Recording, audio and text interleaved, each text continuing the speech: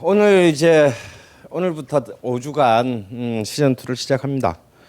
시즌 1 때 제가 생각해도 너무 오버한 것 같아요. 뭐 강모 철학자에 비하면 굉장히 일찍 끝마치는 법이지만 이게 본래 이게 뭔가 좀 안 되는 인간들이 말이 긴 법이거든요. 반성하고 있습니다.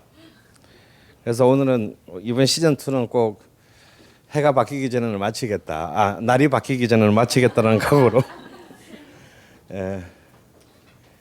오늘 첫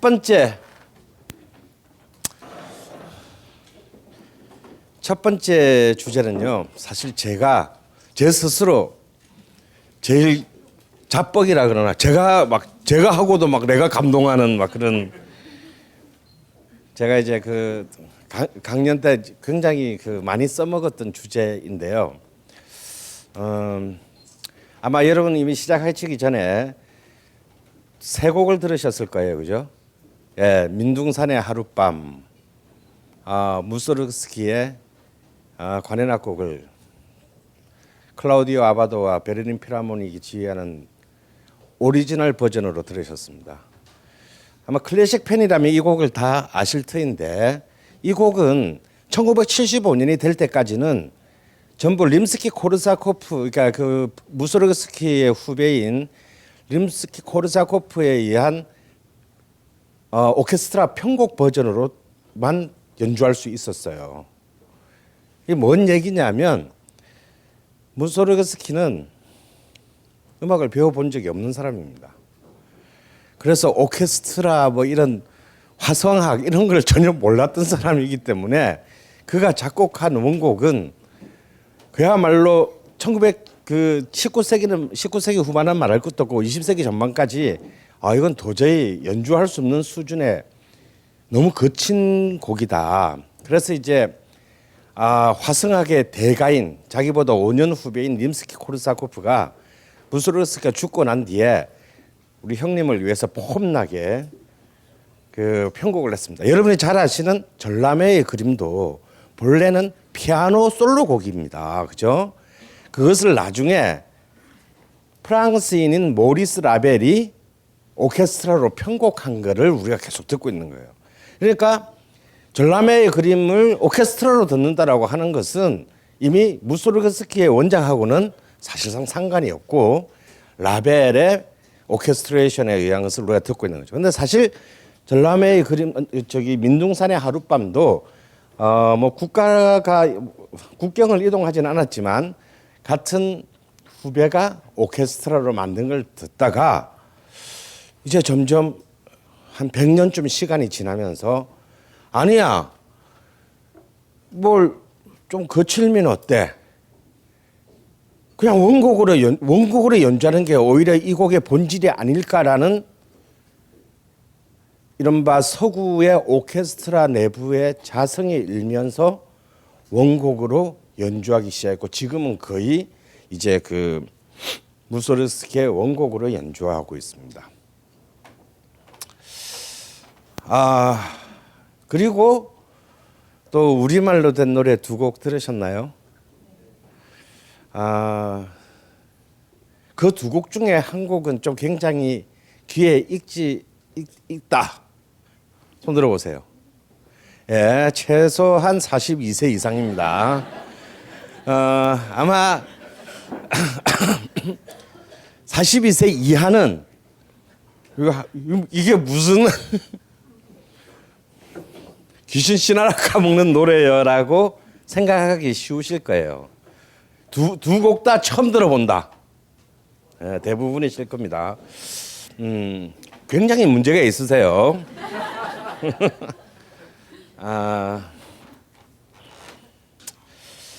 자, 우리가 무소르스키를 들었고 그 다음에 두 개 1945년 8월 15일부터 1945년 12월 31일 전에 만들어진 시카사 해방 직후에 만들어진 두 노래를 들었습니다.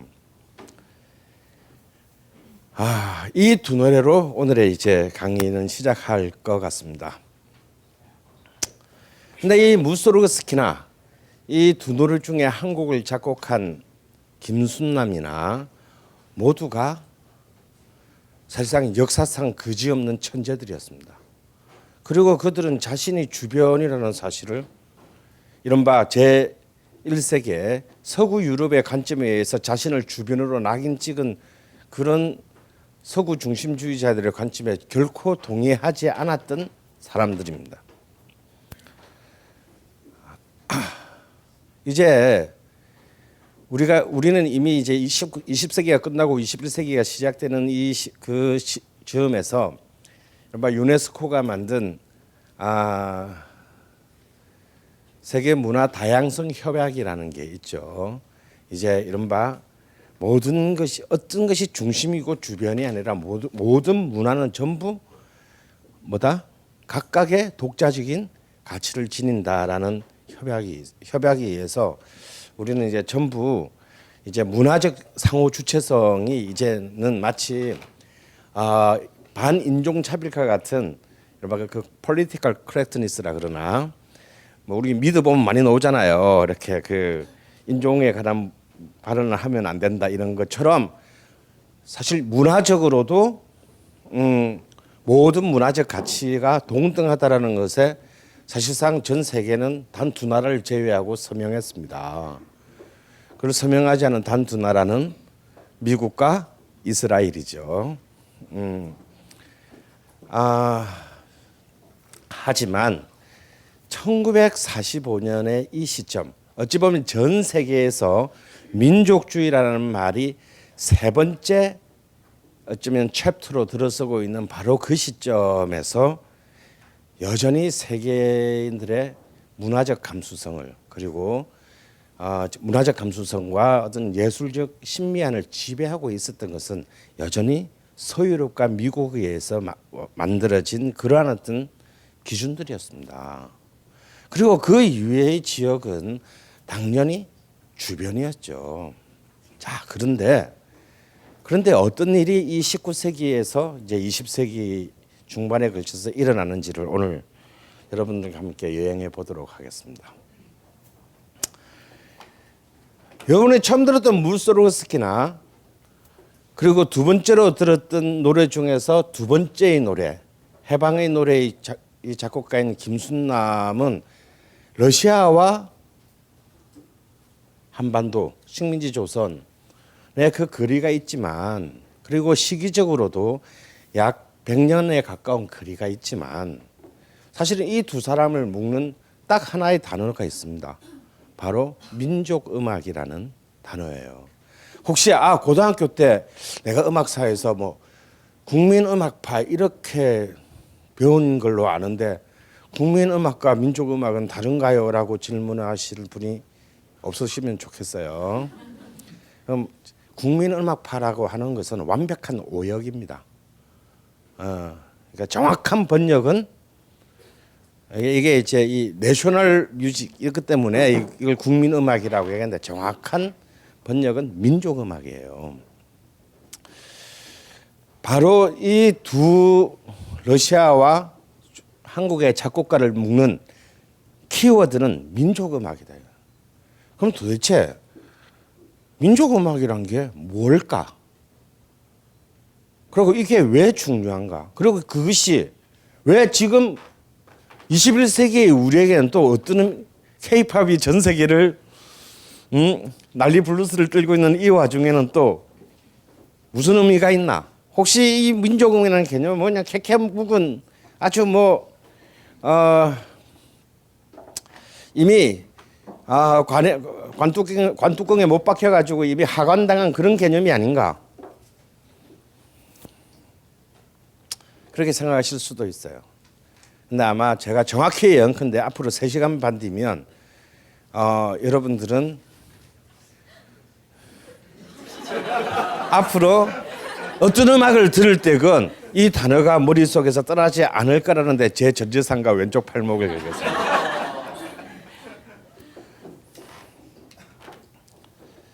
자, 오늘의 주인공을 소개하겠습니다. 바로 러시아 5인조 그리고 조선 음악가 동맹입니다.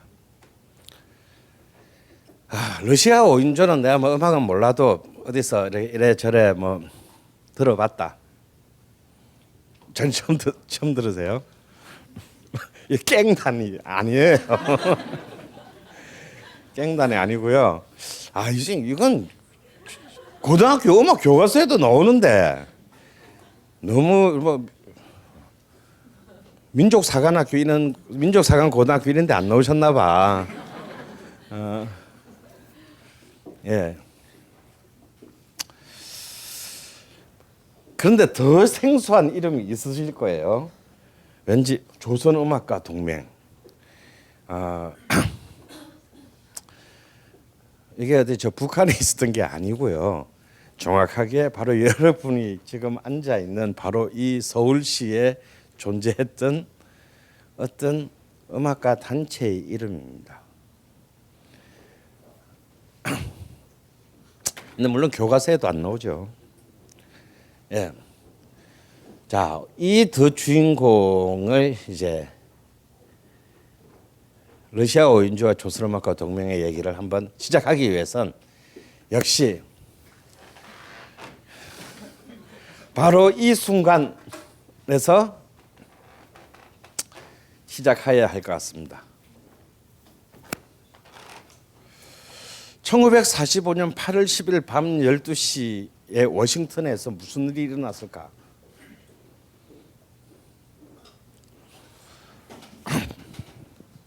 이 날이 어쩌면 이 순간부터 지금 이 순간까지의 우리 한반도의 역사의 운명을 결정지은 순간이라고 할 수 있어요.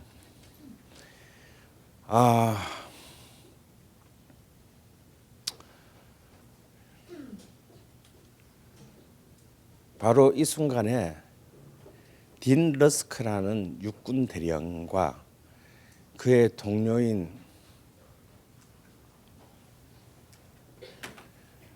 또 한 명의 대령이 급히 상관의 부름을 받고 옆방에서 한 번도 가본 적이 없는 동네의 지도를 펴놓고 금을 긋고 있었습니다. 미국은 굉장히 당황했어요. 이미 이날로부터 4일 전에 히로시마에 원폭을 투하했습니다. 일본의 항복은 일본의 패배는 결정적이었습니다. 그런데 문제는 일본이 항복을 안 하고 있다는 사실이에요. 그래서 이날 아침에 미국 태평양 사령부는 일본 육군 사령부에게 긴급한 항복 경고를 했습니다. 왜 항복 경고를 할 수밖에 없었냐? 이미 게임은 이겼는데 바로 소련군이 이미 만주 전술로 남하해서 관동군을 무차별 박살시키면서 남하하고 있었기 때문입니다. 이런 상태에서는 당연히 국경을 한반도의 운명, 일본은 어차피 이긴 거지만 중요한 앞으로의 전략적 요충지가 될 한반도는 소련이 먼저 진주할 가능성이 컸고 실제로 이미 8월 10일 날 소련군은 이미 지금 나중에 한국의 영토가 되는 곳에 군인이 먼저 들어왔습니다. 그렇기 때문에 이미 미국이 한국에 대해서 별로 관심이 없었다는 수많은 오해들이 있는데 절대 그렇지 않습니다. 미국은 이미 그전부터 카이로 회담, 테헤란 회담, 얄타 회담에 이르기까지 굉장히 한반도에 대한 면밀한 조사를 했고 여기에 어떤 정치, 경제, 사회적 수준, 다음에 이 한반도를 살고 있는 사람들의 교육적 수준, 다음에 사상적 수준, 사상의 어떤 패턴 이런 모든 것들을 굉장히 첨예하게 조사를 했어요. 그런데 사실 문제는 당시 2차 세계대전 45년 4월까지 재임했던 루즈벨트였습니다. 루즈벨트는 한국 문제를 그렇게 심각하게 생각하지 않았고 그에 의해서 한국에 대한 입장이 그렇게 명확하게 미군에 의해서 정해지지 않은 가운데 45년 4월에 루즈벨트가 사망했습니다.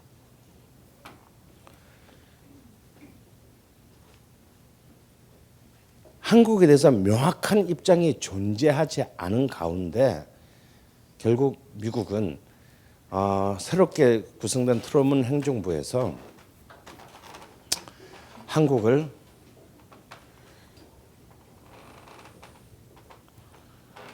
소련과 나누어 통치하기로 합니다. 사실은 신탁 통치에 대한 안도 사실은 미 국무상 안에서는 여전히 갑론을박의 대상이었어요. 그리고 또 어떤 입장은 온건파적인 입장은 아니 뭐 우리가 우드로 윌슨의 그 대통령의 그 노선도 갖고 있었는데 뭐 지들 경제는 지들이 알아서 하지 뭐 이런 이제 아주 방임적인 어떤 노선이 있었는가 하면 굉장히 과격한 노선 어떻게든 공산화는 안 된다라는 철저히 반공적인 의견이 사실상 우세했고 트루먼 행정부에서 우세했고 특히 이것은 철저한 반공주의자인 미 태평양 연합사령부 사령관인 더글라스 맥아더에 있어서 더욱더 강화되었습니다. 그래서 그들은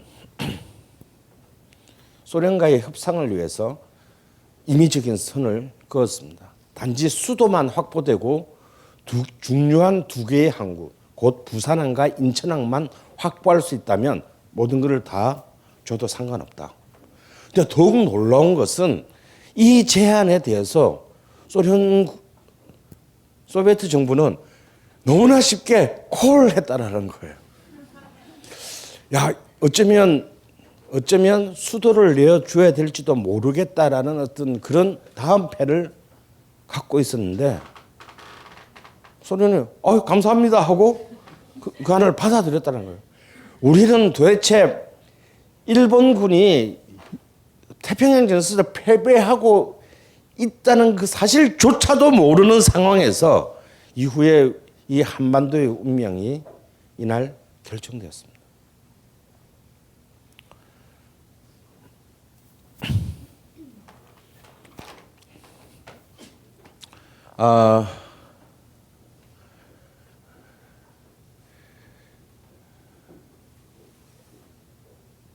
지난 시즌 1의 네 번째 강의를 들으신 분은 기억나실 수가 없겠지만 식민지 당할 수 있습니다. 그죠? 뭐 살다 보면 뭐 별꼴을 다 겪는데 뭐 식민지 될 수 있죠. 그리고 이 지구상의 208개국의 국가 중에서 식민지의 경험을 통해서 국가로 민족 국가로 그리고 독립 국가로 나간 국가는 거의 90몇 %입니다.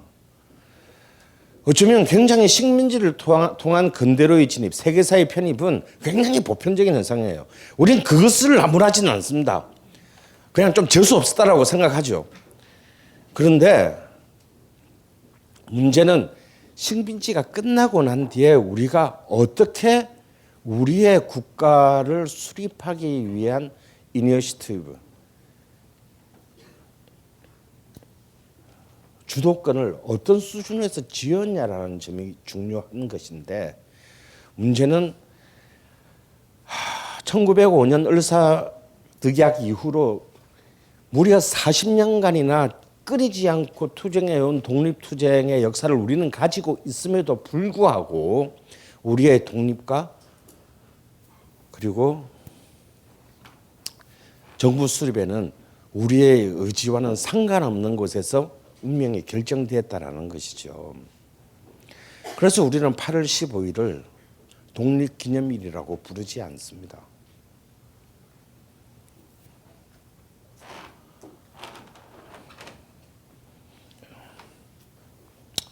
바로 이 두 대령이 이 분단의 금을 끄 바로 그 실무자들입니다.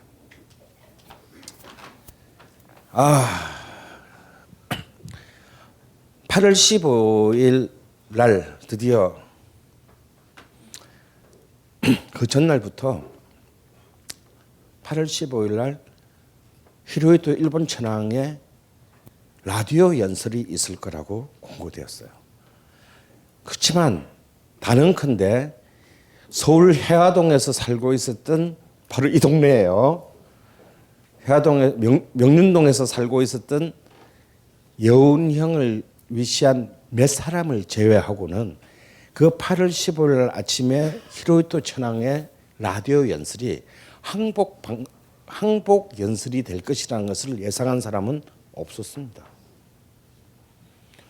왜냐하면 거의 대다수의 조선인들은 여전히 일본군이 연전연승을 태평양 전선에 연전연승을 하고 있고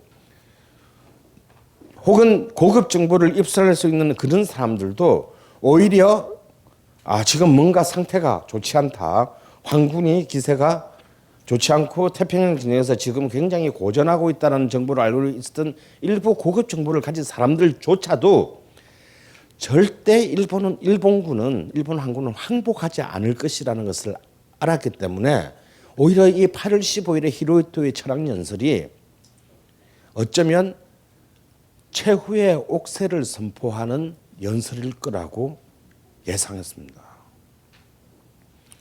그렇게 되면 이 한반도는 재가 되는 것이죠.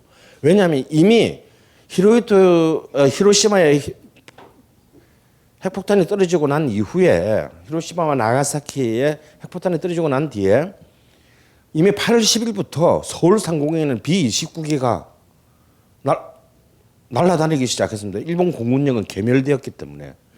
그냥 폭탄 투하만 안 했을 뿐이지 이미 미군기가 날아다니고 있었던 것이죠. 그래서 조선 총독부의 엔도 총감은 바로 항복 방송이 나가자마자 여운형을 위시한 자신들의 이제 이른바 그 퇴각을 위한 조선인 실무 파트너를 총독부로 부르게 돼요. 바깥에서는 그냥 어이없는 연설에 항복 방송을 넣는 사람들이 전부 그리로 뛰어나와서 대한독립만세를 외치고 있는 동안에 이건 그야말로 그냥 야음을 틈타 담을 넘는 도적처럼 찾아온 해방이었습니다. 그 일본군이 항복을 하다니요. 그 만세 소리가 시끄러운 그 와중에 총독부 안에서는 엔도 총감과 여운형을 위시한 민족 지도자들이 딜을 했어요.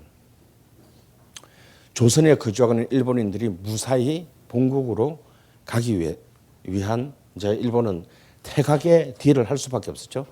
그런데 여운형은 굉장히 가혹한 5개의 그 조항을 내세웠는데 총독부는 순순히 그 카드를 받아들였습니다. 이것은 이 5개의 내용은 사실상의 완벽한 치안권을 위시한 모든 정치기구의 즉각적 이행을 의미하는 것이었어요. 여기에는 3개월간의 향후 3개월간의 식량을 이 혼란기에 그 조선인들이 먹고 살 수 있는 식량을 안정적으로 공급한다라는 것까지가 포함되어 있었습니다. 그런데 총독부는 그걸 너무 쉽게 승인을 했어요. 그리고 그 순간부터 한국인들의 이 빨리빨리의 이 위대한 속도전이 시작돼요. 저는 오늘의 한국을 만든 20세기적인 그 키워드는 어느 놈인지 몰라도 진짜 잘 만든 그 말이에요. 다이내믹 코리아. 빨리빨리. 뭐 브리타니카 영어 사전에도 올라가 있다라는 그 빨리빨리. 8월 15일 날 지금 바로 여기 광화문에서 그 서명을 했는데 그 달이 끝나기 전에 이미 모든 전국의 단위의 자치적인 인민위원회가 구성됐습니다. 나 그거 도대체 어떻게 그걸 다 알고 했는지 모르겠어요. 15일이 걸리지 않았어요. 그래서 사실상의 치안권 및 모든 행정권들이 지금 쉽게 말하면 굉장히 자발적인 상태에서의 지방자치 시스템이 전부 다 이양이 되거나 강제적으로 되고 있었습니다. 그런데 놀라운 것은 6일도 지나지 않아서 일본 총독부는 갑자기 이 건국준비위원령이 중심이 된 건국준비위원회와 인민위원회에 쌩까기 시작합니다. 분명히 합의를 했는데 이 합의안을 지키지 않고 계속해서 자신들의 헌병과 이렇게 이 경찰들을 유지하기 시작해요. 본래 빨리 해산하고 넘겨주기로 했는데 왜 그랬나? 바로 메가더의 이름으로 발표된 태평양 방면 미 육군 총사령부 포고령 1호가 아직 발표는 되지 않았는데 이것이 입수되었기 때문입니다.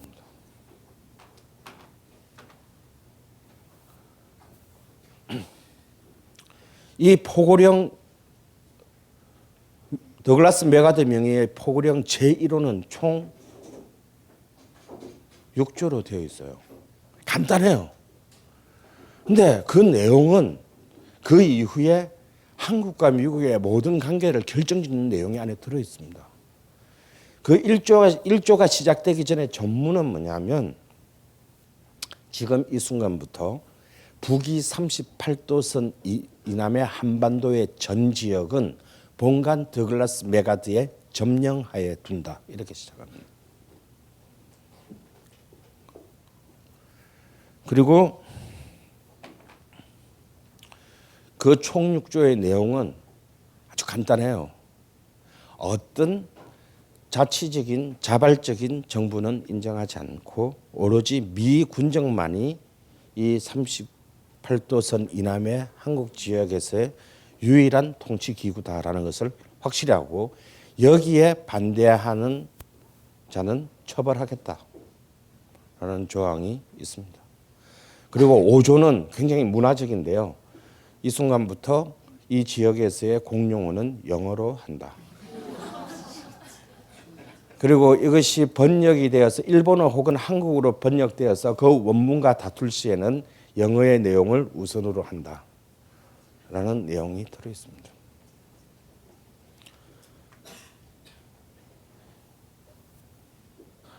일본이 항복을 한 뒤에도 미군은 아직까지 한반도에 상륙하지 않았습니다. 미군이 한반도에 상륙하는 날은 정확히 45년 9월 8일입니다. 그러니까 거의 뭐죠?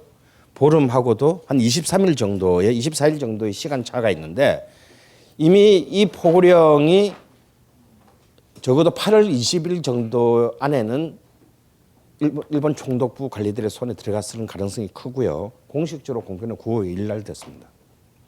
그러니까 일본인들이 8월 15일 날 요령을 위시한 이 조선인하고 딜을 한 게 바보짓이었다라는 거죠. 자기들은 이 딜을 할 자격이 없는 애들이랑 딜을 한 겁니다. 이게 뭐가 중요하냐고요? 굉장히 중요합니다.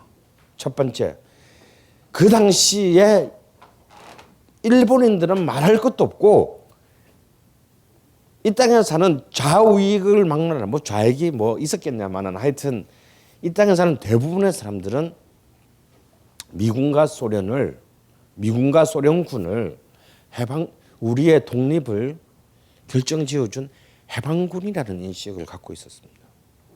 그래서 이 9월 8일 날 인천 앞바다에서 인천항에서는 진짜 말도 안 되는 코미디 같은 사건이 일어났는데요. 저는 이 장면을 꼭 영화로 찍고 싶어요.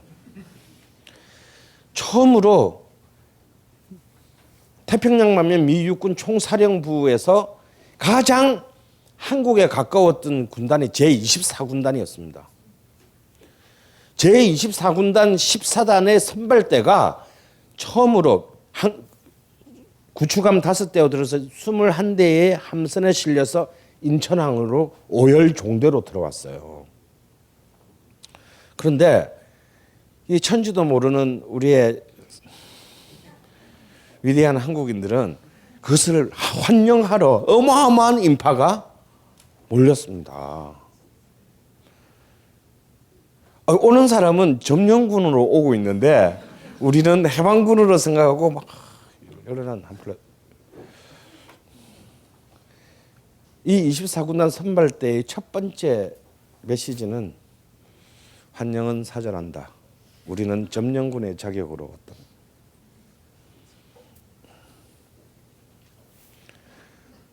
그래서 이거 뭔 소리지 하고 막 헷갈리는데 너무 많은 사람이 몰리다 보니 수많은 사람들이 폴리스 라인을 넘게 돼요. 근데 이것을 통제한 것은 일본의 기마 헌병이었습니다. 여기서 두 사람이 사살돼요. 두 사람이 사살되고 수십 명이 부상을 입게 됩니다. 이런 어이없는 일이 일어나게 되는 거죠. 그래서 이 헌병을 사살한 헌병을 사실상 이제 나중에 미군이 들어왔는데 기소합니다.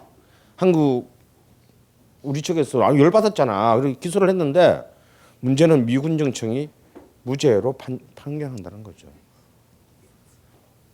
다시 말해서 이들은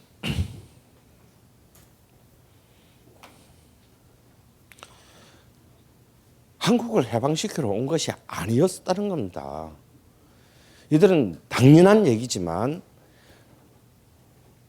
굉장히 중요한 자신들의 어떤 국가적 이익을 수호하기 위한 바로 그 차원으로 들어왔고, 따라서 자신들의 점령 지역이 어떤 정치적인 어떤 분쟁과 마찰을 자신들과 일으키는 것을 원천적으로 원하지 않았습니다.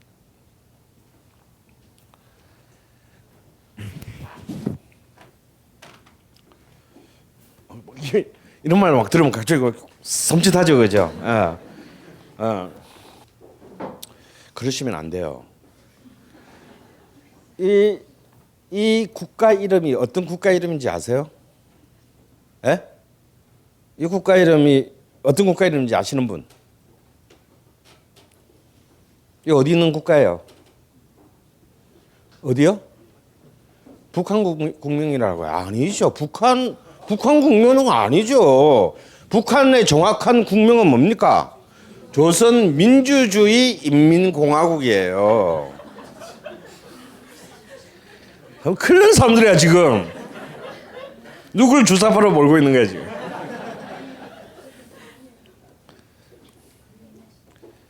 여러분, 이 국명이 생소하십니까?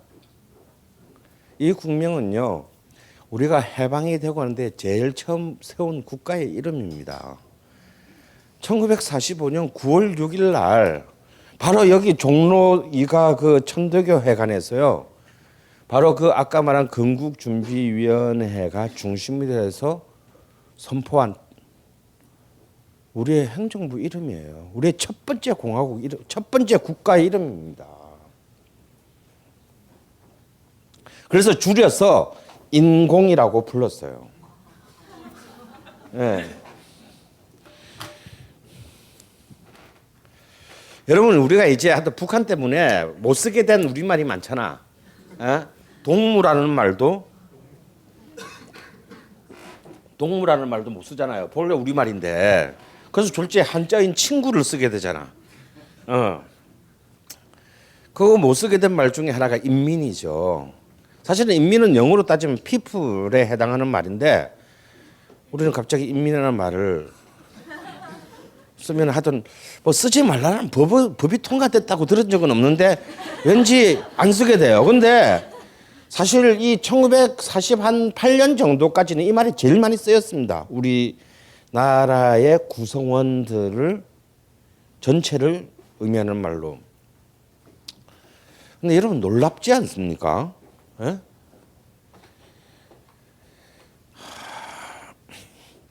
식민지에서 벗어난 지 한 달도 안 돼서 나라를 세운 그 국가의 정체가 바로 공화국이었다는 사실이에요. 예. 어떤 누구도, 물론 이 인공은 사실상 아무런 힘도 써보지 못하고 없어집니다만 근데 우리가 식민지가 되기 전에 우리는 어떤 국가의 정치 체제를 갖고 있었나요? 왕조였잖아요. 근데 고작 한 36년 만에 다시 이제 우리가 정부를 세울 수 있게 됐는데 우리는 단 한 번의 어떤 그립김 내지는 주저 혹은 딴지 없이 아무도 딴지를 걸지 않고 우리는 공화국, 우리의 미래에 우리의 국가 운명을 공화국으로 선택했다는 점이에요. 자, 이 사실을 머릿속에 꼭 집어넣어 주세요. 사실 꽤 많은 왕조 국가가 뭐 2차 세계대전이나 이런 등등을 통해서 독립을 할 때 왕조로 돌아가거나 회귀하거나 혹은 굳이 회귀하지는 않더라도 그래도 상징적으로 뭐 입헌 군주국으로 간다거나 아니면 또 왕국으로 가야 된다는 강력한 내부의 저항에 시달리거나 해야 되는데 우리는 아무도 조선 왕조 체제에 대해서 조금치의 어떤 일종의 뭐 추억 뭐 이런 것도 이런 것도 가지지 않았다 이거예요. 무슨 나라 이 나라가 아니 언제 우리가 공화국을 한 번이라도 경험해봤습니까? 게다가 우리의 지배자가 차라리 공화국이었으면 이해나 해. 한 35년 동안 학습 효과라는 게 있는 거잖아요. 근데 걔들도 제국이었어요. 그 우리는 정말 뭐 경험이고 뭐 간접 경험도 못 해본 거를 우리는 너무나 당연하게 받아들였다는 점을 여러분 꼭 상기를 하십시오. 도대체 이 힘이 어디에서 유래했을까? 하지만 이 인공은 내부와 외부의 문제에 인해서 국가로서 기능을 하지 못하게 돼요. 내부의 문제는 뭐였습니까?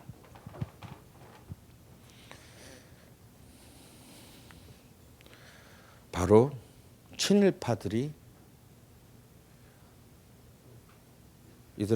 이 국가를 인정하고 싶어 하지 않아 했습니다. 왜? 인정되는 순간 우리는 몰살이다. 그래서 요로부터 딱 10일 뒤인 9월 16일 날 바로 친일 지주들의 정당인 그리고 지금 이 순간까지도 존속하고 있는 한국민주당이 여러분 민주당에 대해서 너무 오버하지 마세요. 이 지금 민주당에 뿌리로 글써 올라가면 결국 그 대한민국을 말아먹은 우파 지주 정당이에요. 나는 이게 뭐 잘났다고 이렇게 아직도 그 민주당의 그 깃발을 갖다가 이렇게 붙들고 있는지 난 이해를 못하겠어. 이들은 바로 이제 나중에 한민당이라고 요약해서 부르게 되는 한국민주당을 딱 결속합니다. 그리고 마치 짜고 치는 고스톱처럼 이제 미 군정청의 2인자 군정장관 아놀드 육군소장이 45년 10월 1일 날 인공부인 성명을 공식적으로 발표합니다. 야, 우리 인정 안 하니까 빨리 꺼드쳐. 결국 조선인민공화국은 사실상 모든 지방 단위에서의 인민위원회의 조직을 거의 다 접수하고 실질적으로 독자적으로 주체적으로 굴러가고 있었음에도 불구하고 중앙정부의 틀을 다시 말해서 독립정부의 틀을 갖추지 못해요. 자 여러분 우리뿐이 아니에요. 만약에 지금 당장 여러분들 우리가 지금 어떤 나라에 예속돼 있다가 지금 독립을 했다고 칩시다. 지금 45년 8월 한 20일 날에 칩시다. 그러면 우리 모두가 지금 제일 먼저 해야 될 민족적 과제를 우선순위로 매긴다면 뭐겠어요? 제일 중요한 게 뭐겠어요? 예?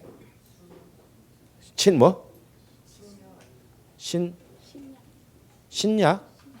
신약이 뭐야? 예? 어? 치안? 치안. 치안이 그렇게 중요해? 치안이 그렇게 중요한가요? 예? 예. 야, 이거 큰일 날 사람들이네. 예. 사실은 제일 먼저 해야 되는 일은요, 뭐죠? 독립 정부를 수립하는 거잖아요. 우리가 독자적인 우리의 운명을 우리가 결정할 수 있는 정부 체제를 갖추는 거죠. 안 그러면 그럼 아직까지 국가가 아니니까.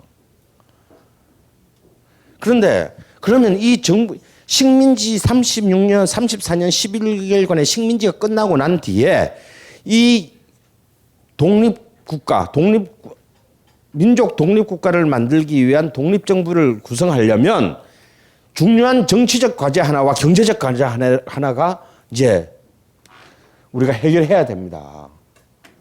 첫 번째 정치적 과제는 뭐겠어요? 네?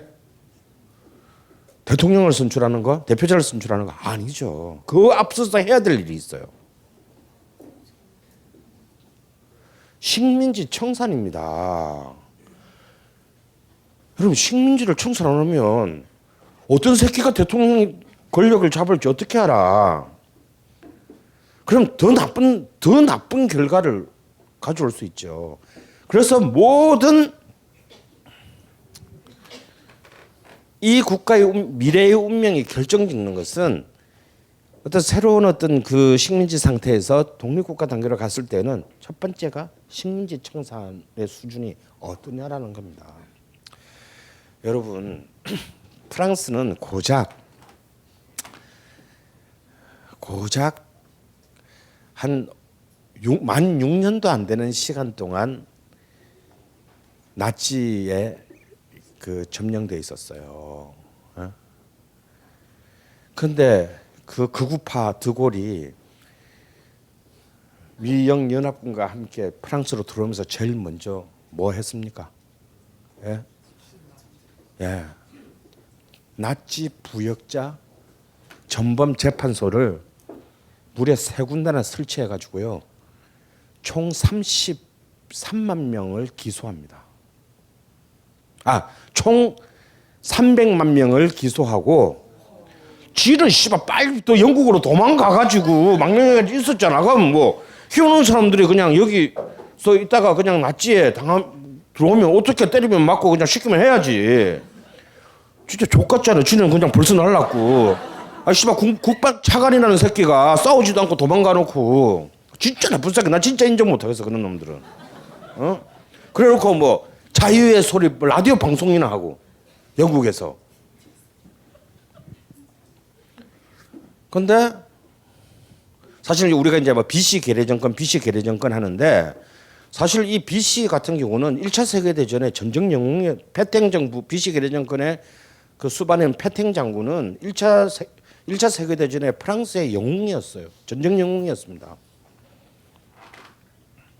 그런데 그 모든 현실론, 패전한 가운데 프랑스의 인민을 최대한이라도 지키겠다라는 BC 정부의 최소한의 현실론은 받아들이지 않고 전원 상영시켜요. 하물며 독일군에게 몸을 판 창녀들까지 기소합니다. 얘들은 뭔 죄가 있냐? 근데 적군의 사기를 고양시켰다라는 이유로 유죄를 선고합니다. 총 300만 명을 기소하고 약 33만 명의 유죄 선고를 내리고 약 3만 명을 처형합니다. 그 처형한 사람 중에서는 단순히 정치인들뿐만 아니라 그야말로 친나치의 글을 쓴 지식인들, 언론인들, 특히 그 중에서 정말 전쟁 전에 천재 작가로 칭송되었던 그런 그 작가마저 과감하게 처형합니다. 여러분, 그 2차 세계대전 이후에 이게 프랑스에만 일어난 것 같죠? 아니에요. 네덜란드, 벨기에 이런 룩셈부르 이런 쪼매난 나라들도 전부 파시즘 동조자들을 끝까지 찾아내 가지고 처형합니다. 여러분, 그 이후에 45년 이후에 서유럽에서 왜 이른바 서유럽 특유의 그 반파시즘, 그러니까 표현의 자유는 인정하되 절대 쟤들이 예를 들어서 이렇게 그 르펜 같은 국민 전선이 극우적인 정당이 막 한때 정권을 잡을 위협했을 때 놀랍게도 사회당이 어떡합니까? 지들의 앙숙인 보수당과 연합을 해서 정권을 보수당이 한다는 거죠. 왜?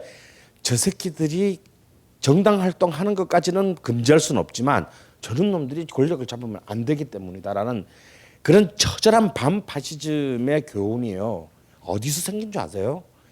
이게 그냥 짤짤해서 생긴 게 아니고 걔들이 무슨 뭐 저기 인문학적 수준이 높아서 생긴 것도 아니고 이런 피해 보복 속에서 생긴 겁니다. 어떤 경우에도 국가와 민족을 배신한 파시즘 행위들은 절대 영원히 용서받지 못한다라는 것을 그때 온몸으로 교육받았기 때문입니다.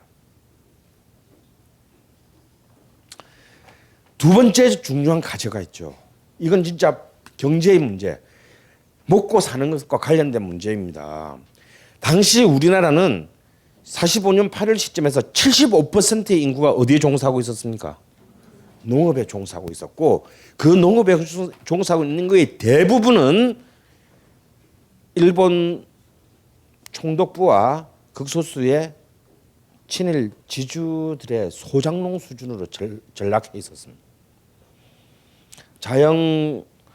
자영업은 거의 자영농은 거의 없었죠. 그러면 이들에게 제일 중요한 과제가 뭡니까? 드디어 제일 최고의 땅의 주인이 이제 없어졌을 때 이 땅의 주인이 누구인가는 거잖아요. 뭐죠? 토지 개혁이 가장 중요한 과제였습니다.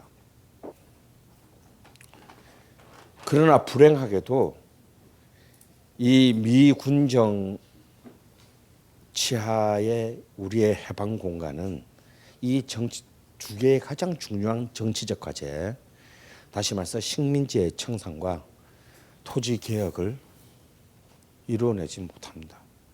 이것이 38선 이남에 나중에 대한민국이라고 불리게 되는 우리 조국의 첫 번째 비극입니다. 자, 이게 왜 뒤로 돌아가는 거야?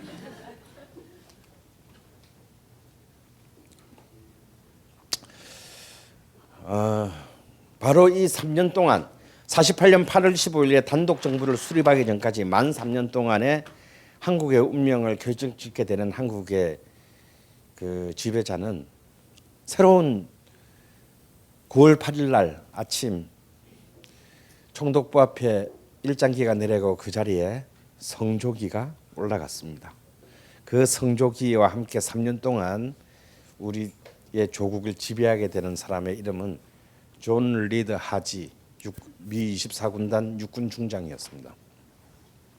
문제는 이 하지는 오하이오주 농사 짓는 사람 집안 출신이고요. 태평양의 패턴이라고 불렸던 사람입니다. 그리고 작전의 하지라는 애칭이 있을 만큼 지상전언의 영웅이었어요. 근데 이 사람이 군정청장으로서의 수많은 이해관계를 조율해야 되는, 많은 정치적인 사건을 처리해야 되는 그러한 어떤 정치력을 기대한다는 것 자체가 굉장히 웃기는 짜장면이었습니다.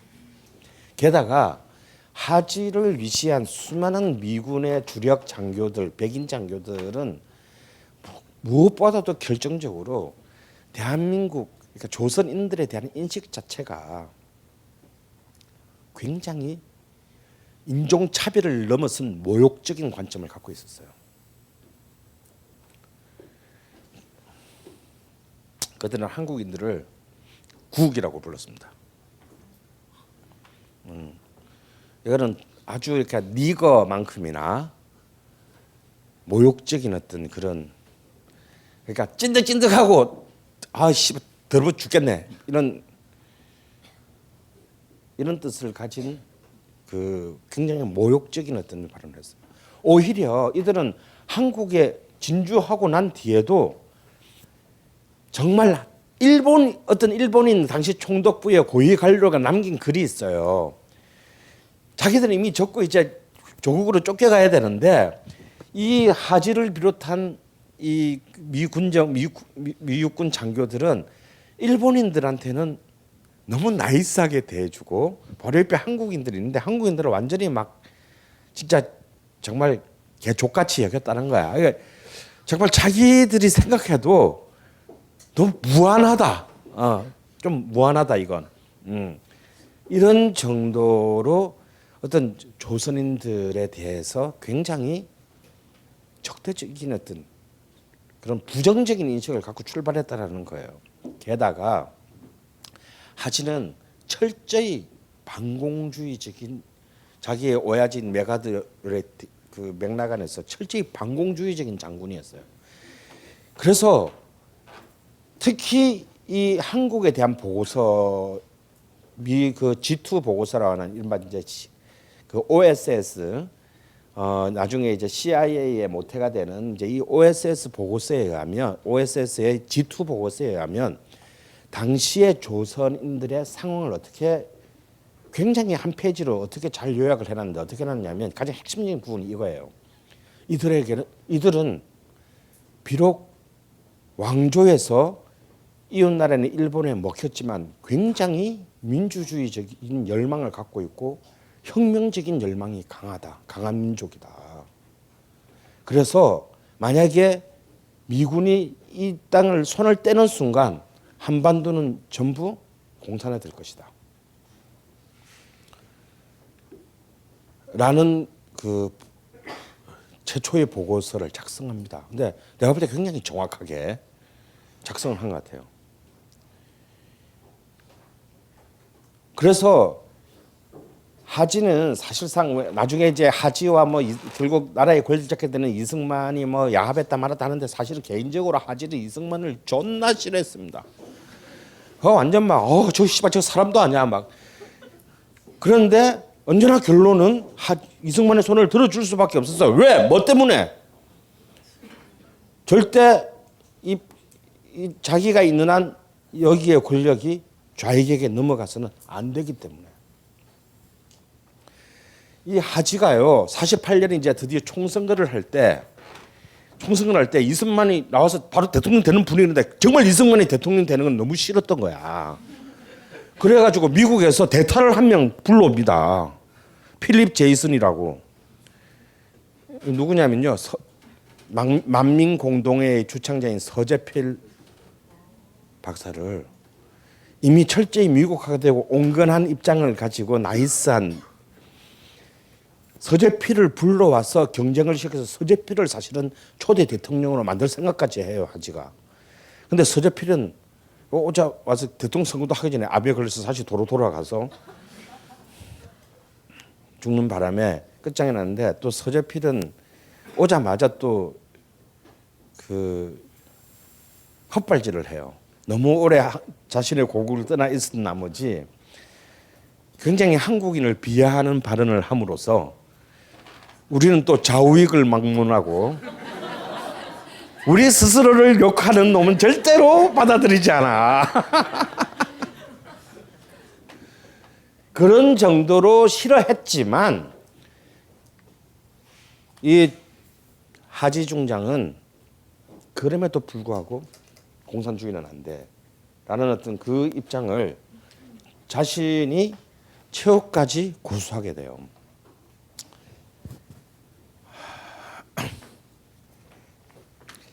인공을 무력화시키기 시작한 45년 바로 그해 10월 달에 드디어 남한과 북한은 그 이후로 남쪽에서는 12년, 북쪽에서는 지금 이 순간까지 권력을 장악하게 되는 두 명의 남북 간의 지도자가 10월 17일까지는요 아직까지 한반도에 들어오지 않았어요.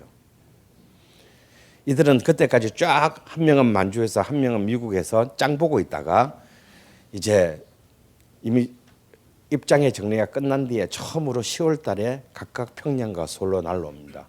이승만은 그때까지만 해도 이승만의 그 굉장히 그 더티한 플레이를 몰랐던 하지는 이승만을 폼나게 여기에 속이었고 이승만이 그런 철저히 그 바로 미국인들이 좋아하는 그 구미에 맞는 철저히 반공적인 그의 기억할 만한 첫 번째 연설을 할 때 옆에 하진은 흐뭇한 표정을 지으면서 박수를 치고 있었고, 그 며칠 뒤인 7월 17일에는 드디어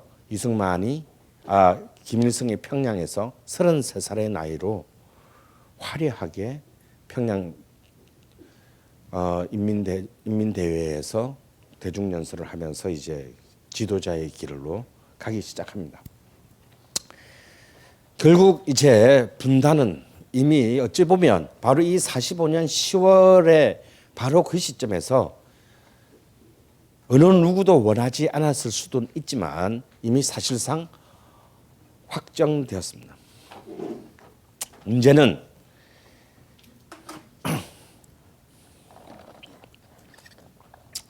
초기에 인민위원회의 조직을 그대로 접수한 이른바 갑산파 김일성의 조직과는 달리 38선 이남의 남한에서는 바로 그 인공과 인민위원회가 부인되면서 이제 사실상 이 땅의 인민들과 미군 정청과 그 미군 정청과 야합한 한국 민주당이 이제 피비린내 나는 이제 격돌과 정쟁을 시작해야 된다는 점이죠. 이렇게 해서 45년 8월 달부터 48년 8월 그리고 한국 전쟁이라는 50년 8월까지 정말 이 땅에서는 단 하루도 긴장을 풀 수 없는 일촉즉발의 피비린내 나는 역사를 기술하게 됩니다. 여기에서 미군정이 선택한 것은요, 철저하게 자신들에게 로열티를 가진, 아까 누가 치안이라고 얘기했나요? 바로 그 치안 유지력, 바로 일제의 특고, 일제의 헌병에 의한 경찰력을 무색해하는 최고의 경찰력을 만드는 것이었습니다. 여러분 알고 계십니까? 일본 식민지 시대 때 일본 경찰에 가담했던 친일 경찰의 85%가 바로 그대로 이 남한의 경찰에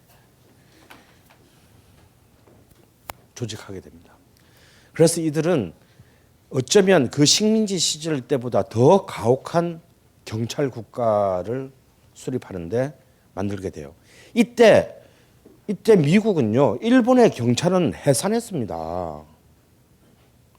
정말 중요한 지들을 그렇게 미군을 수백만 명을 갖다가 그 죽음으로 몰고 간 자신의 제일 점령지인 일본의 경찰은 정작 해산하면서 그 일본의 식민지였던 조선은 자신들만의 자발적으로 경찰력을 조직해요. 이것이 사실은 그 당시에 국제적으로 굉장히 많은 문제가 돼요.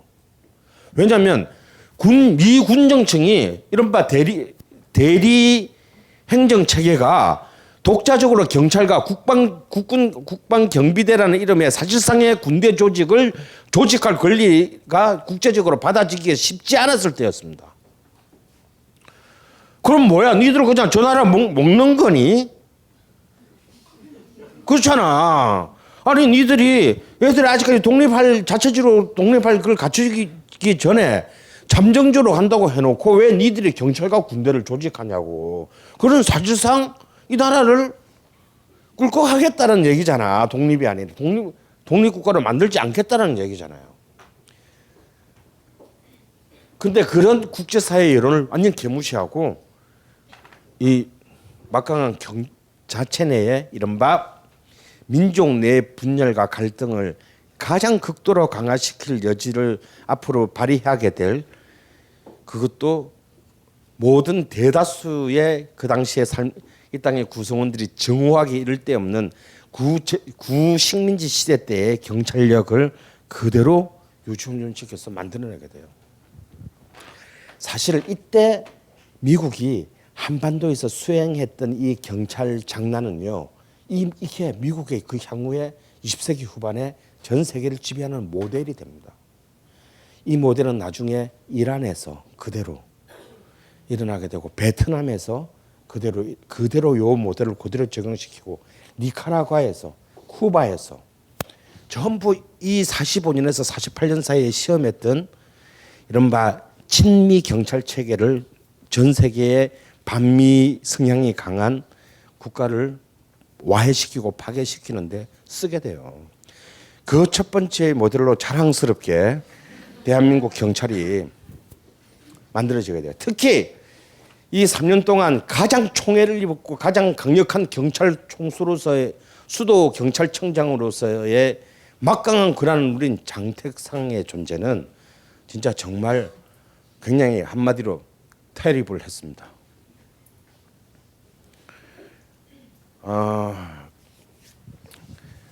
거의 장택상은 제가 볼 때 역시 친일 경찰 출신이고 한민당의 가장 강력한 구성원 중에 한 명이었으며 어쩌면 그런 어떤 미군 정청이 요구하는 그 100배를 언제나 솔선수범해서 만들어내면서 자신이 마치 최후의 남한 좌익의 방파제로서의 역할을 자임합니다.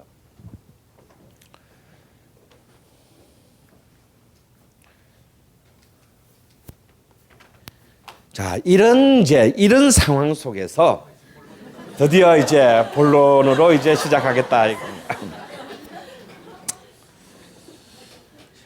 자, 여러분, 우리가 진짜 빠르다 그랬죠? 정말 빠릅니다. 정말 빨라요.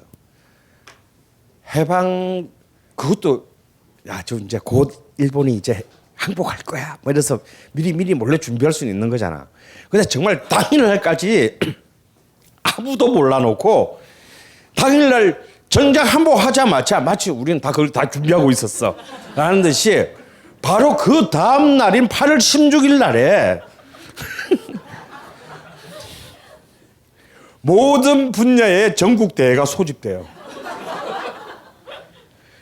대단하지 않습니까? 뭐 그때 지금처럼 KTX가 있는 것도 아니고 바로 8월 16일에 모든 문화예술 단체의 전국 대회가 소집됩니다. 그리고 8월 18일 날에 이제 조선문화중앙협의회라는 전체 조직이 만들어지고 그 사이에 하나의 분과로서 음악 분야는 이제 조선음악건설본부라는 게 만들어져요. 3일 만입니다. 이게 문제야. 이게 이제 바로 우리의 그 빨리는 하는데 부실공사의 또 이 위대한 전통이 이때부터 만들어지게 되는 거예요. 사실 이 조선음악건설본부 같은 경우는 따지고 보면 정치의 행보와 같은 거죠. 건국준비위원회의 모델이 사실은 각 모든 분야에 적용된 것입니다. 그렇게 해서 일단 시스템을 갖추자 해서 갖췄는데 그러다 보니까 똥인지 된장인지를 구별하지 않고 무조건 다 만들었다는 것이 첫 번째 문제예요. 그러다 보니까 식민지 청산을 하지 않은 상태에서 다 모으다 보니까 제가 여기 왜 와 있지? 라는 애들까지 다 들어오게 된 거고 저런 애는 여기 있으면 안 되죠. 저런 애는 처형당하거나 최소한 집에서 조잡고 반성해야지. 근데 저런 놈아 내가 지금 앉아서 히히닥거리면서 앞으로 미래를 얘기하자고 라고 생각하는 사람들 사이에 어쩔 수 없는 문제가 생기게 돼요. 이렇게 되면서 사실상 이 조선문화중앙협의회, 조선음악건설본부 이때는 사실은 거의 친일파와 뭐 이른바 진보적인 어떤 입장을 가진 예술가들이 모두가 다 뭉쳐서 이게 일이 될 턱이 있겠어. 아무것도 안 되겠지. 그래서 결국은 이들은 결국 같이 갈 수 없는 놈들끼리 있다가 바로 9월 달에 인곡이 깨지면서 그거 봐 깨지잖아. 그리고 한민당이 만들어지면서 각자의 갈 길을 가서 이른바 친일파의 맹주는 그 당시에 누구였겠어요? 이때 친일 음악인의 맹주는 그 집 앞에 작곡가인 현재명이었습니다.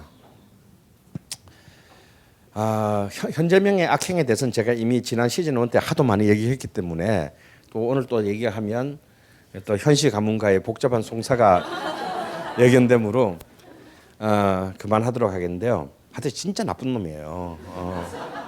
진짜 친일파예요. 친일파의 이 극단을 겪는 정말 대일본 제국을 위해서 언제든지 할복할 듯한 스탠스를 지니고 있었던 바로 그 자입니다. 근데 문제는 현재명이 전공이 음악이 아니라는 게 중요해요. 이 현재명의 음악 전공, 본래 전공은 영어였어요. 이게 있잖아. 이 되는 놈들은 만약에 우리나라 진영에 미군이 아니고 소련군이었으면 그 새끼는 아무것도 할 짓이 없고 바로 처형됐을 거야. 근데 이 되는 놈들은 아마 자기의 천황이 항복을 했을 때 걔는 8월 15일 날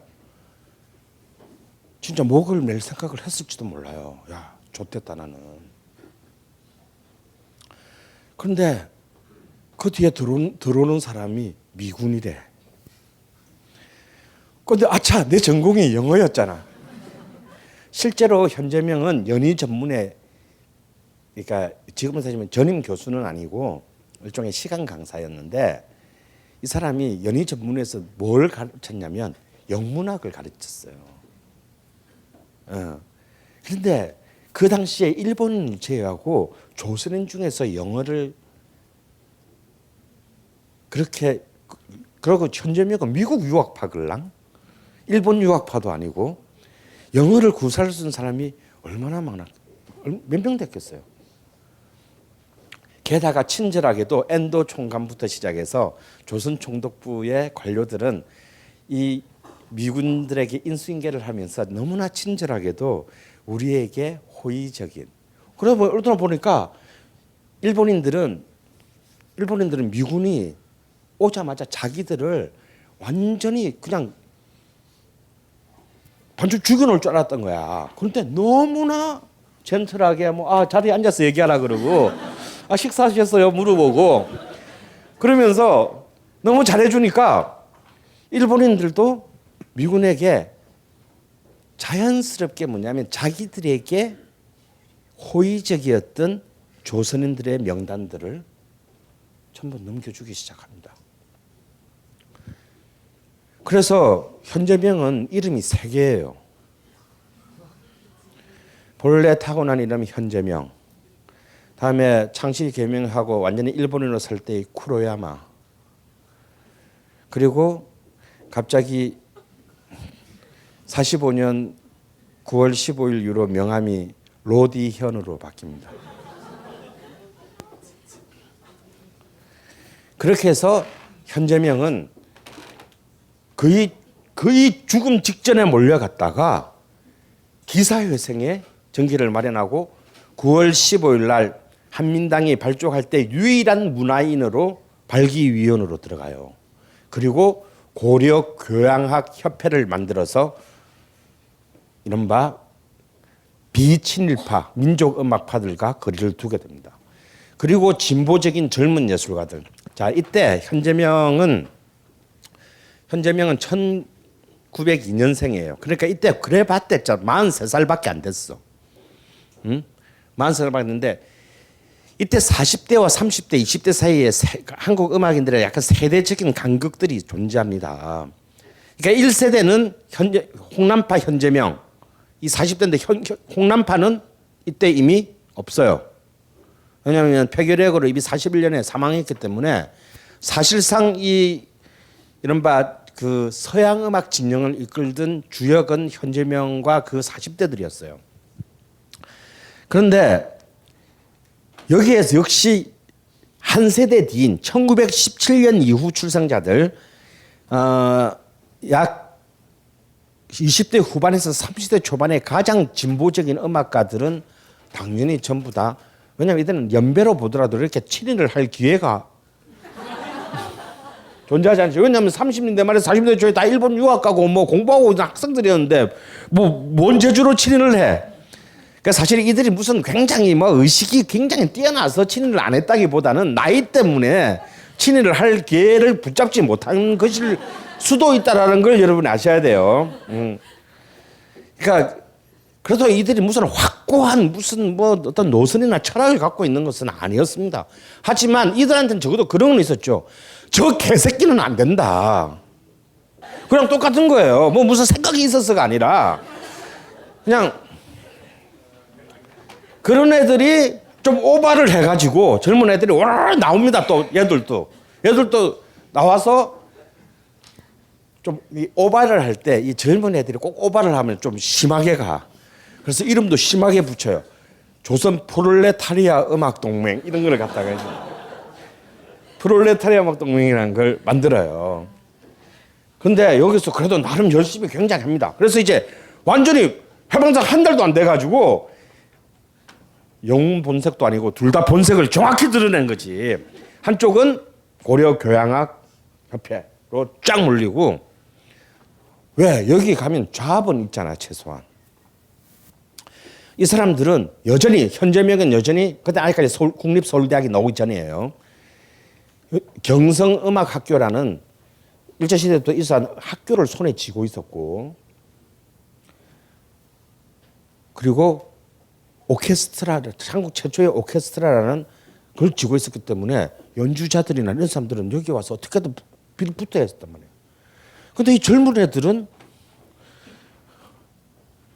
가진 거는 아무것도 없어. 그래서 이들은 굉장히 자신의 몸으로 때우는 일들만을 하게 돼요. 그렇게 하면서 이들은 현실 속에서 자신들의 음악가로서의 의식과 예술적인 감수성들을 이 혁명적인 현실 속에서 이름은 그렇게 붙여놓고 시작했지만 실제로 그렇게 되어가요. 굉장히 상징적인 이 두 집단의 상징적인 사건이 그 이승만과 김일성이 각각 데뷔하는 1945년 10월 달에 일어나요. 이 우파 나중에 이제 사실 이걸 좌파 우파라고 부른다. 난 진짜 정말 부르기 싫어. 이걸 우파라고 한다면 그건 우익에 대한 모독이야. 이게 무슨 우익이야. 개새끼들이지. 그러니까 저게 좌익이라고 한다면 이것도 좌익에 대한 모독이야. 그냥 내가 보기엔 친일파와 친일파는 안 된다는 새끼. 이런 정도의 차이였어요. 그때는. 근데 이 친일파 이 10월달에 둘이서 하늘에서 딱 보면 두 개의 사건만 하면 여러분이 딱 파악이 될 거예요. 이때 이들은 뭘 하느냐? 미군 환영 음악회를 합니다. This is 로디현 뭐 이러면서 저 조선 호텔 지하에서 얘들은 뭘 했냐? 얘들도 다들 잘 사는 집, 야 그때 식민 시대 말에 일본에 유학 갔다 오고 그랬으면 다 잘 사는 집 지주집 새끼일 거 아니야. 근데 이 새끼들은 뭘 하느냐면 당시 서울에서 제일 큰 공장이 경성방직이었어요. 그 경성방직이 파업했는데 바로 경성방직에 가서 파업 노동자들을 위한 연주회를 합니다.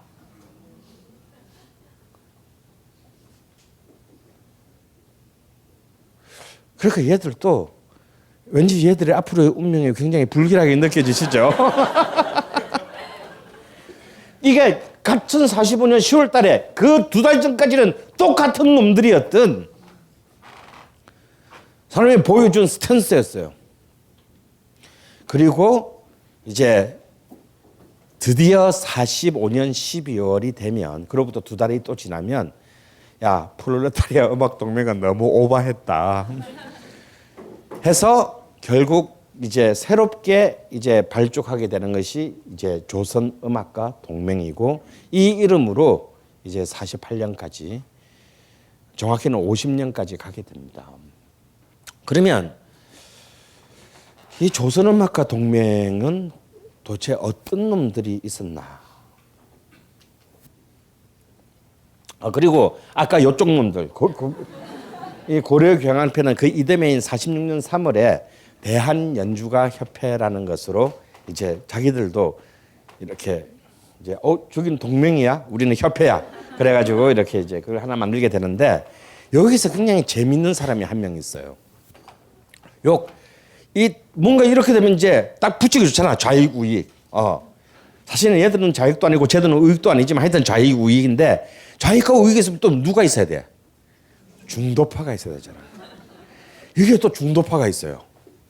이게 누구냐 하면 바로 여러분 그 식민지 시대 때의 가곡으로 지금도 널리 사랑받는 본래는 정지용 씨 고향에 그 붙였으나 정지용이 월복하는 바람에 그 이현상의 그 향수 그리워 이런 말도 안 되는 걸레 같은 글로 교과서에 실리게 된 그 사람 작곡가 최동선이 대표적인 경우입니다. 이 최동선은 처음에는 이쪽에 동의를 했다가 아니들 너무 나가는 거 아니니?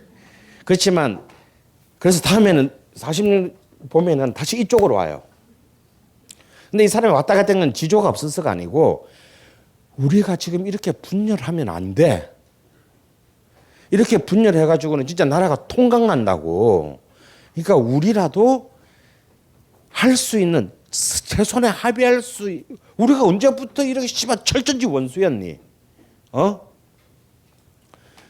할 수 있는 것은 최대한 동의하고 정말 이거는 안 된다라고 하는 그 부분은 빼자. 그렇게 해서 이 최동선은 그 중앙에서 이것을 좌우를 하나로 만들기 위한 굉장히 오랜 노력을 하게 돼요. 근데 결국 그는 어떻게 됩니까? 양쪽에 다 왕따가 되겠죠. 이것은 정치도 똑같았어요. 정치에서도 이 해방공간 3년 동안에 정말 정당이 한 수백 개 만들어지고 없어지고 하는 그런 수많은 이합집산 과정을 통해서 또 결국 보면 결국 뭐죠? 한민당과 남노당이에요. 그죠? 이쪽은 한민당, 이쪽은 남노당이란 말이에요. 근데 이 가운데 있었던 사람들이 있었다 이거예요. 그게 뭐냐면 근로인민당, 여운형이 이끄는 근로인민당이에요. 저는 개인적으로 해방공간에서 정당을 하나 선택하라고 했다면 저는 이 당을 선택할 거예요. 왜냐하면 여운형은 끝까지 이 나라가 이렇게 가다는 분단이 된다. 그렇게 되는 순간 우리 민족은 식민지 시대 때보다 더 힘든 역사를 가게 될 것이다. 그래서 어떻게든 좌우 합작을 통해서 남북 간의 분단을 없애야 된다라고 끝까지 생각한 사람이었어요. 근데 그런 사람이 음악계에도 당연히 존재했다라는 겁니다. 그것이 이제 이렇게 아까 이거 잘못 썼어요. 조선방직이 아니고 경성방직입니다. 그래서 이 당시에 우리 음악계의 지형도를 한번 잠깐 살펴보면요. 이렇게 4개의 진영으로 나눠져 있다고 봐야 돼요. 쉽게 말해서 이쪽은 첫 번째와 두 번째는 다 유학 갔다 온 애들이야. 똑같이 다 서양음악을 배워왔는데 하나는 여전히 서양음악 빠들. 우리는 베토벤, 슈베르트, 모차르트 좋아해요. 우리는 그 사람들을 개성하고 쫓아다님으로써 세계인이 될 거예요. 라고 한 사람들이에요. 이게 바로 홍남파 현재명에서 만들어진 바로 그 세력들이다. 그러니까 지금 현재 한국의 음악대학을 지배하고 있는 바로 그 세력들이에요. 그런데 두 번째 세력은 뭐냐면 나도 유학 갔다 왔어 씨발놈들아. 근데 나는 그대들과 생각이 다르다. 라는 사람. 근데 현재명, 홍남 이 민족음악 진영의 태두는 홍남파하고 현재명하고 같은 시대에 태어났던 같은 시대에 같은 또래의 사람이 있었어요. 안기영이라는 사람입니다. 나중에 구체적으로 얘기할 거예요. 그렇지만 이 안기영을 제외하면은 대부분은 아까 말한 이른바 제2세대들이에요. 젊은 애들, 20대 중반에서 30대 초반의 젊은 소장파 작곡가들입니다. 그리고 당연히 식민시대부터 정말 힘들게 명맥을 이어왔던 우리 전통음악 진영이 있어요. 그리고 여전히 해방공간에도 꿋꿋한 그 굳센 생명력을 자랑하는 대중음악 진영이 있어요. 여러분 이 대중음악 쪽은 진짜 오늘 이 얘기까지 하면 진짜 밤새야 되는데 이 대중음악도 진짜 골 때렸어요. 그럼 생각해 보세요. 해방이 딱 되고 있는데 일본 애들 다 물러갔잖아. 다 도망갔잖아. 근데 대중음악을 유지하는 시장에 유지하게 되는 기반이 뭐예요? 음반과 공연이잖아. 근데 음반 회사는 전부 일본 자본이기 때문에 일본 자본이 다 철수한 거야. 판을 껴줄 수가 없어. 그 시장에 상품을 낼 수가 없는 거지. 그런데 우리 냅니다. 정말 대단한 한국이네요. 어떻게 내느냐면요. 기존의 판을 다 중고판들을 중고판을 모아가지고 왜냐 판을 만들 수가 없으니까 레코드판에 재료를 생산할 수가 없으니까 그 공장이 없으니까 그걸 해가지고 그 위에 다 레코드판이니까 홈이 있을 거 아니에요. 홈이 파져 있잖아. 그걸 바늘이 통합해서 소리를 내는 거잖아. 그 홈을 메꿔 왁스로 메꿔서 평평하게 만들어. 그 다음에 이제 프레스로 찍어야 되는데 프레스가 없잖아. 그래서 참기름 짜는 기계를 갖고 와가지고 세로로 놓고 이렇게 찍었어. 그래서 이걸 왁스를 발라서 수동으로 만드는 판이라서 당시 왁스반이라고 불리는데 이 왁스반의 문제는 몇 가지가 있었어요. 일단 판에서 참기름 냄새가 난다는 게 그건 농담이고 이 문제는 뭐냐면 제일 큰 문제는 뭐냐면 일단 하루에 50장밖에 생산을 못한다는 거. 수동으로 다 찍어야 되니까. 두 번째는 그까지는 참을 수가 있는데 이걸 왁스를 발라서 메꿨잖아. 그러니까 뾰족한 바늘로 들으면 처음에는 원래 새로 녹음한 게 들려. 근데 자꾸 이게 파고 들어갈 거 아니야 이게. 한 10번쯤 들으면 본래 홈에 인터넷음악이 나온다라는 거야. 그러니까 음반은 해방의 기쁨을 노래한 그걸 녹음했는데 한 10번 지나면 막 일본 군가가 막 나오는 거지. 그래서요 정말 가슴 아픈 얘기인데 식민지 시대의 음반은 남아있어도 이 45년에서 한 47년 사이의 음반은 거의 남아있을 수가 없게 됩니다. 그런데도 우리는 꿋꿋하게 참기름 짜는 기계에서 판을 찍었다라는 거. 자, 이 네 개의 진영으로 놓여 있는데 이 네 개의 진영 간의 관계가 중요해요. 자, 첫 번째로 봅시다.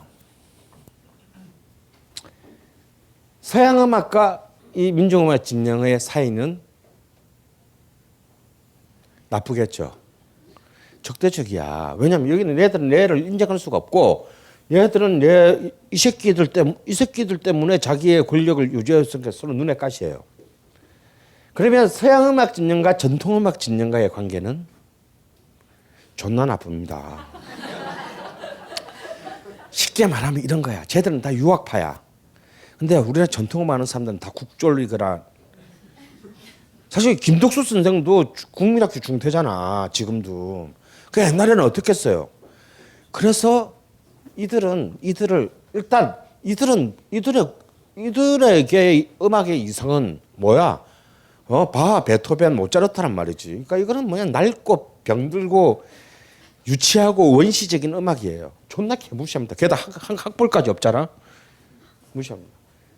그럼 얘들을 좋아하겠어요? 존나 싫어하죠. 씹새끼들. 존나 재수없는.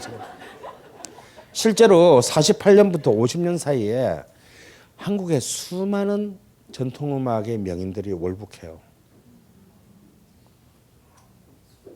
왜 월북하냐? 이 사람들이 무슨 좌익 사상에 물들어서 올라갔어요. 저 새끼들 꼴 보기가 싫어가지고 저 꼴 보고 여기 있는데 차라리 올라가면 사람 대접 받지 않고 올라갔는데 별로 거기 가서도 그렇게 큰 좋은 대접은 못 받아요. 왜? 북한은 사회주의 정권이잖아. 뭐지? 반제 반봉건이잖아. 반제국주의 반봉건이니까 이 봉건 음악의 이 사람들이 그렇게 높이 평가를 받기가 쉽지 않았죠. 북한에 가서도 별로 좋은 그건 안 풀립니다만 그래도 여기 있는 것보다 나았을 거야.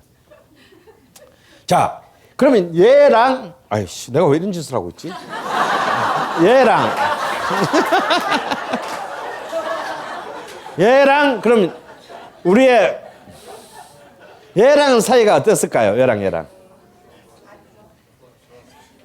좋았을 것 같아요? 존나 안 좋습니다.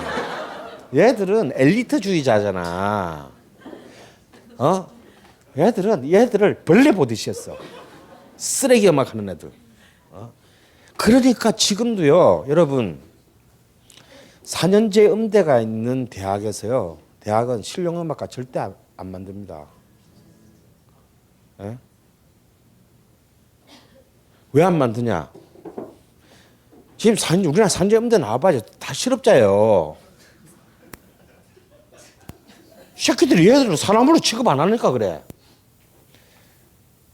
그러니까 이 새끼들은 전부 다 하고 사이가 안 좋아. 그지? 자, 그러면 얘하고는 사이가 어떻나? 졸라 좋았습니다. 왜? 이 사람들은 이 음악을 몰라. 하지만 앞에 이게 붙었잖아. 그래서 이 사람들을 찾아가서 배우고 같이 협업을 하고 연구를 하고 야, 우리 서로 같이 뭘 할 수 있는 길이 없을까? 우리 같이 가야 돼. 너한테도 가르쳐주라. 나도 가르쳐줄게. 그래서 이 둘 사이는 굉장히 좋았어요. 그러면 얘하고는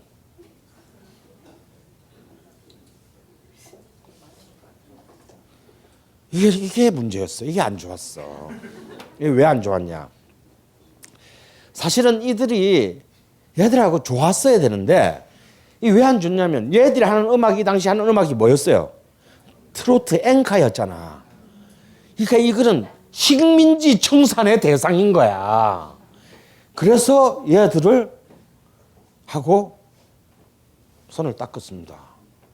그리고 은근히 근데 문제는 얘들이 존나 인기가 있었거든. 잘생긴 애들도 많았고. 그래서 얘들하고 사실상 살짝 라이벌로식도 있었어. 근데 그보다 더 근원적으로는 얘들하고는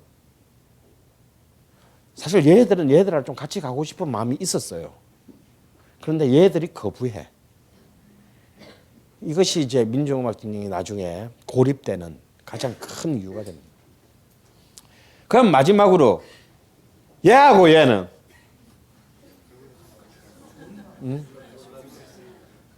아니 원수는 아니고요. 안 좋습니다. 왜 안 좋냐? 얘들 입장에서는 식민시대 때부터 자기들 걸 빼앗아간 놈들이야. 얘가. 그리고 얘 입장에서는 얘가 관심이 없어. 아예. 그러니까 여기서 딱 보면 그건 뭐야? 다 사이가 안 좋은 거고 딱 하나. 얘하고 얘만 사이가 그거 나머지는 다 서로 사이가 안 좋은 거야. 그죠?